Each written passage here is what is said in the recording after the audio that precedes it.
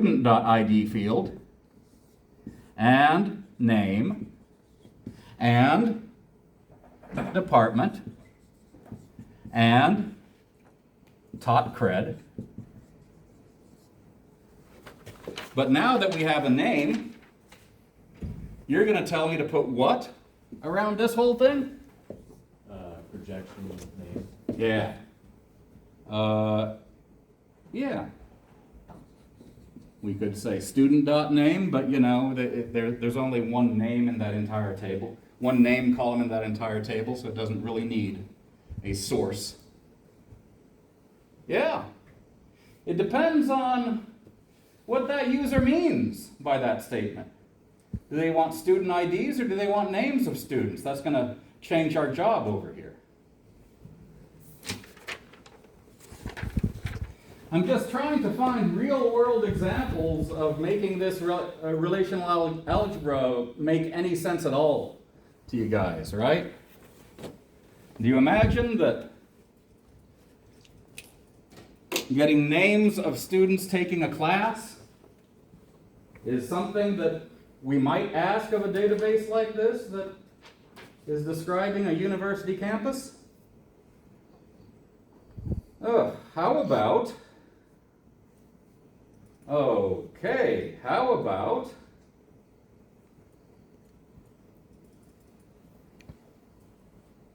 the names of all students taking both CS 3507 and CS 4840, whatever that is.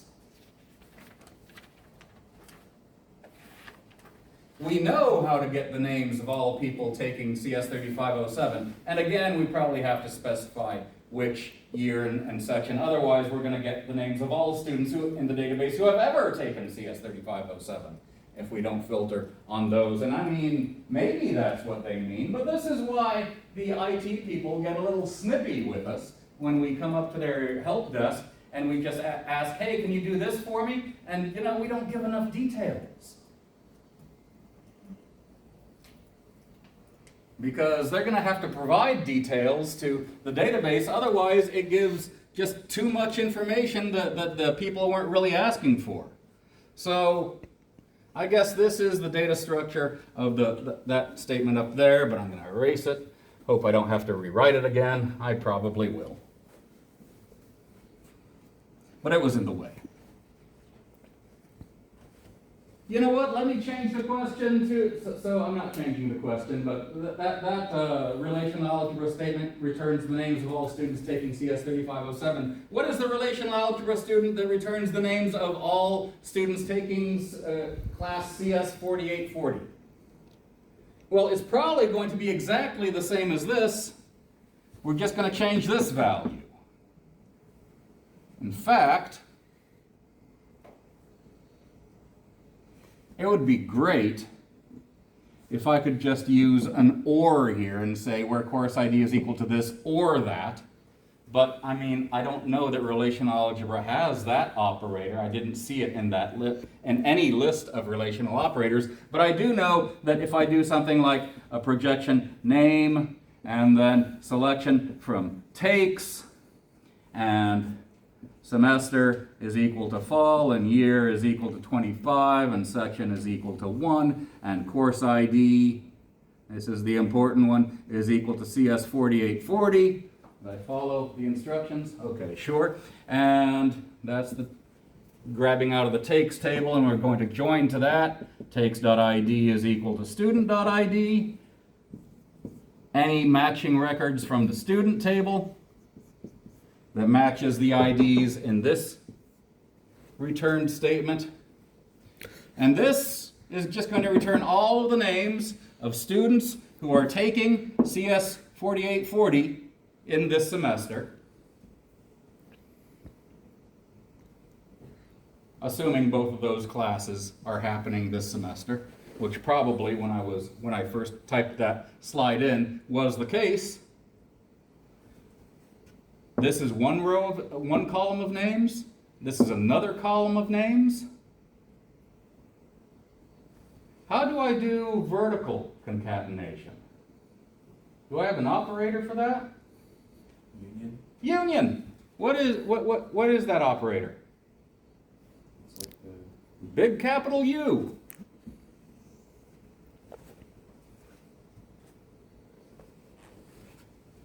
And again, this intent, this question is a little too general. I added some details here, but this statement returns the names of all students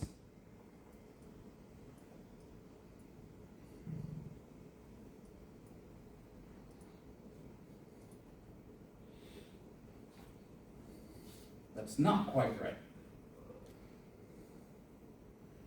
won't that like double up the? Well, names of the- I mean, if the same student name is taking both classes, yeah, I think you're talking about wouldn't that name appear twice in that column? But since these are mathematical objects, these are sets, the sets just don't show duplicate values. And so they're going to show a unique set of values here. But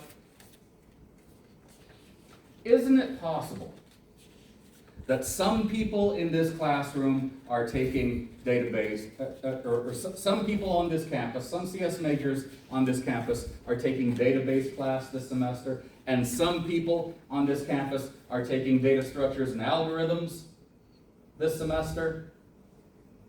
And I mean, I can't just take all of your names and add them to all of the data structures and algorithms names and just say these are all of the people who are taking both. Because I don't think Mr. Kopiski is taking data structures and algorithms this semester, right? So union isn't quite right.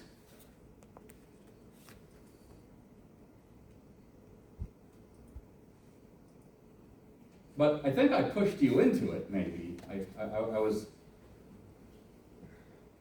I actually thought that was the right answer before I looked up and saw the word both. What does that user want? They only want the names of the people who are in this room this semester during both data structures and algorithms and database class.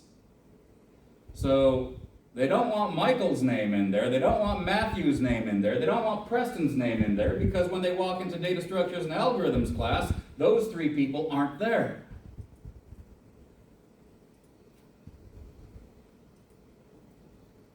Can anybody think of another relational algebra operator that I could use here? Would that be intersection? Intersection. That's interesting. All names that are in common between those two groups. I think that would work.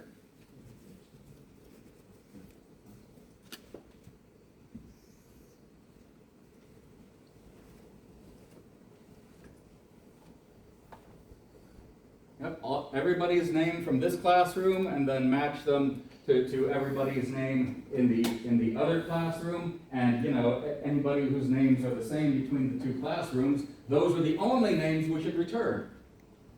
So yeah, that would work.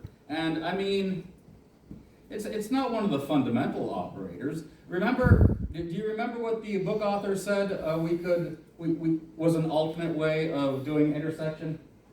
It was the set difference operator, the minus sign, right? And so we could set this up as a couple of minus signs, but I prefer just using one operator, so I like your solution better.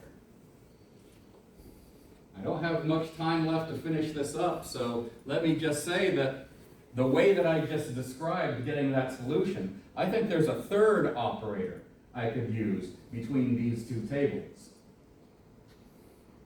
There's never just one solution to any given problem anymore in computer science. I could ask the entire class to write a program that did the same thing, and you would all give me different programs. You would all go about it a slightly different way. No one would have the same number of lines, no one would have the same variable names, no one would have the same number of variables. And so this is kind of the same. But I have this table with student IDs and names and stuff of all the people who are in this classroom during CS 3507. And then I forget what data structures and algorithms is, let's just assume that it's CS 4840. I think it's CS 3750 or something. And then I have all of the names and IDs of students who are in the data structures and algorithms class, let's call it.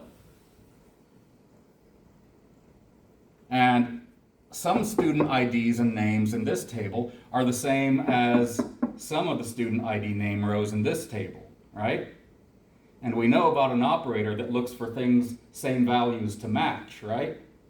We could also do a Cartesian product between these two. That's probably not what you wanted to see me draw here. And we only want the combined rows from these two tables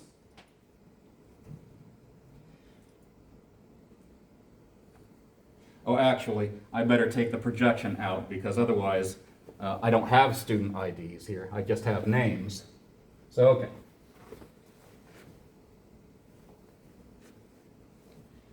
And so, you know what? Let me name this table A. So in relational algebra, it would be arrow A. And I'm going to name this table B. And so that's just going to be arrow B.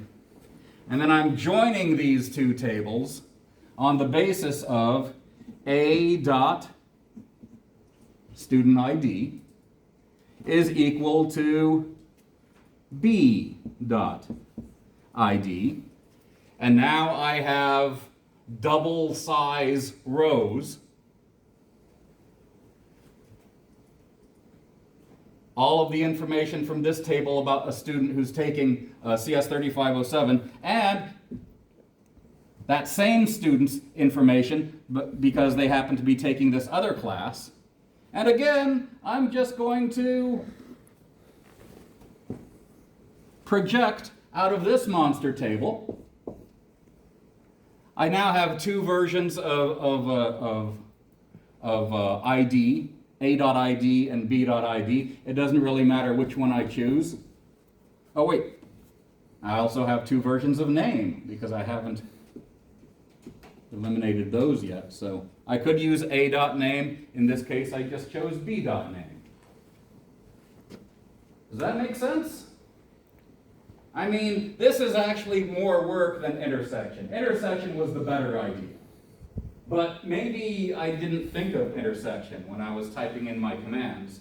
And I realized, oh, I could match all of the rows from this table with all of the matching rows in the other table, and then just project out the names, and that would work. And I'm making my computer do more work, but I don't care. And it still happens in a fraction of a second, so I'm fine either way.